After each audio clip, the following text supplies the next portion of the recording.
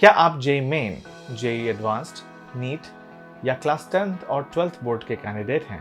क्या आपके स्कूल में केमिस्ट्री उतनी अच्छे से नहीं पढ़ाई जाती या फिर आपके टीचर्स उतने अच्छे नहीं हैं? क्या केमिस्ट्री आपके लिए सबसे बोरिंग सब्जेक्ट भी है और बिल्कुल आपको समझ नहीं आती? क्या आपके कोचिंग वाले आपके केमिस्ट्री सिलेबस पर पूरा ध्यान नहीं देते और अब आप कंफ्यूज्ड हैं कि सिलेबस टाइमली कैसे कंप्लीट होगा? अगर इनमें से किसी भी सवाल का जवाब हाँ में है तो अब आपको चिंता करने की बिल्कुल जरूरत नहीं है।